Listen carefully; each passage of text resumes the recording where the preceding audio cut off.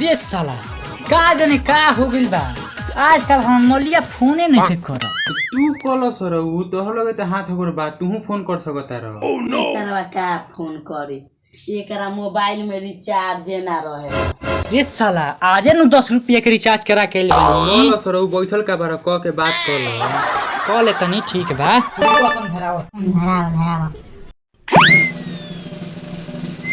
बहिया में कसी के सैया।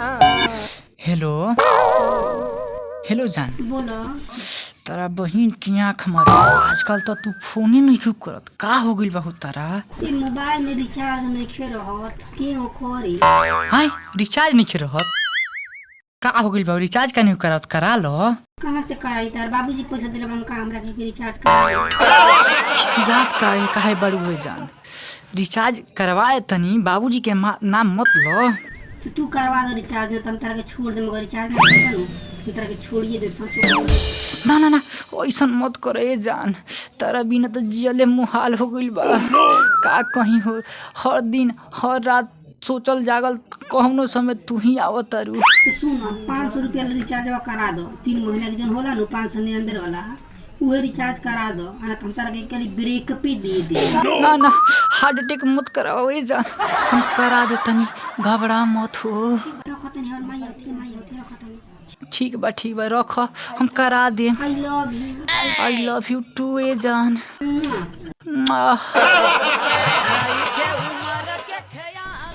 आरती सोनिलियोनी की आरती कतरीना पैठके आरती सोनाक्षी सिन्हा की आरती मोनालिसा के। ए मर्द ई का करता हो भाई बुढ़ारी समय में सब कोई भगवान के पूजा करता है तू हीरोइन से नहीं करता रहो। अरे का कही रे बाबू जब से हमार बुढ़िया स्वर्ग सिधार गइल है तब से इहे लोगिन हमरा जिए के आधार बा। तो ई कुली कोई ठीक नहीं है बुढ़ारी समय में।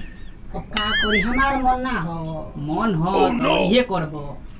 कबो कबो बनाओ के नाम ले ले चलो आई बड़ा तो बैठा कुछ नाश्ता पानी कर के गई है। चलो नाश्ता में का करई कहो चलो ठीक बा बबू बैठ। हाल समाचार ना हो हाय हाल समाचार बताओ अपन का समाचार बता। समाचार चलता सब चलता नु चलता और सब बताओ तहार लइका फइका सन के का हाल बा। बाल बच्चा 1200 ठीक बड़ा सन उन्हीं खेत में कोदारी चलाओ तरह से। आ त मर्द कर लइका सन के पढ़ावत नहीं ख का पढ़ाओ जाए कोरोना समय में पढ़िए सकनी जे। अरे हमार खेले के फेर में लागल बा। हमार लइका त एकदम हीरा चांदी सोना सब चीज बा।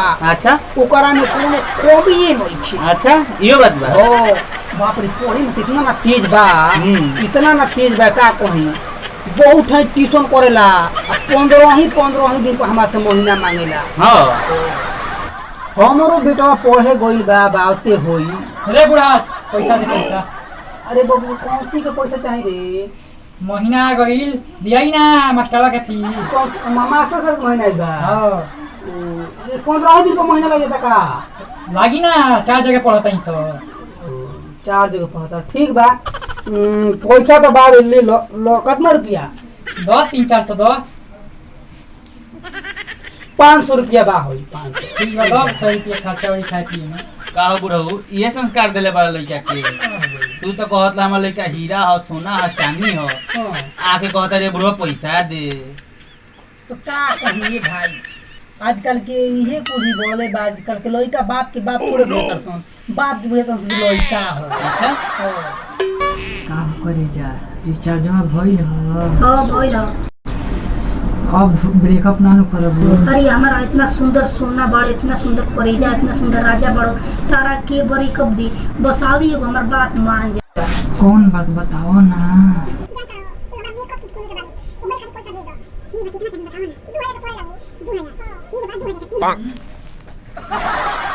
मेरे पूजनीय पिताश्री हमें रुपया देने का कष्ट अदा करिए। अरे सारा बा तुम तोरा काल्हे नु रुपया देनी हो या फिर रुपया खाती आ गई जान तनी का हो गई हो हमरा काछवा फाट गई हो। आ कैसे फाट गई रे। अपना स्कूलिया पर ढिस्टोनिया खेलत रहनी यही से तो फाट गई हो। तो कितना रुपया चाहिए 2000 2000 के कौन का होला रे? 2000 ब्रांडेड मांगे फ्लिपकार्ट से ऑर्डर करके। अच्छा फ्लिपकार्ट से ऑर्डर करके मंगाई बे। हां ओ ए मुड़ो खाली धोती पहन के बैठल बड़ो। हां तो प्रणाम है प्रणाम प्रणाम। बोल क्या कहता नहीं। धोती पहन के बैठल बड़ो लड़का के भेजत रहो स्कूल पढ़े के। हाँ, हाँ। तारा धोती में से पैसे नहीं निकलो 6 महीना से फीस बाकी बा। 6 महीना से फीस बाकी बा। हाँ। हम एकरा के 15 दिन पे पैसा देता नहीं महीना की। आमा लगे आप मिलते नहीं के रोज कुछ क्लासों को नहीं के जा। क्लासो कौन निकल ना का करता स्थिति है? जानता रहो बाबा हो महाराजगंज में जाके हो माल घुमावता माल घुमावता? स्टाइलअप में जाके ओकरा के हेपो के कपड़ा किनोता होरी? आ पाना लाल के होटल में हफ्ते ओकरा से रखिया होता। प्लीज सर हम पैसा कमाता नहीं इतना मेहनत कर की आ 30 साल करा में जाके छोकरी से में डुबावा तारीस। हां चलो अरे प्लीज निकाल बाहर। हाय भाई लोग का हाल बा? वीडियो बनानी है सन बड़ा मेहनत लागल हो। अभी नया बनाओ तनी सन तो कुछ गलती सदी होई तो माफ कर दिया लोगिन। आ वीडियो को सपोर्ट करो लोगिन कि हमनियों के आगे नया वीडियो आओ और हमनियों के मनोबल बढ़ो और अच्छा वीडियो ले आए के प्रयास करी सन।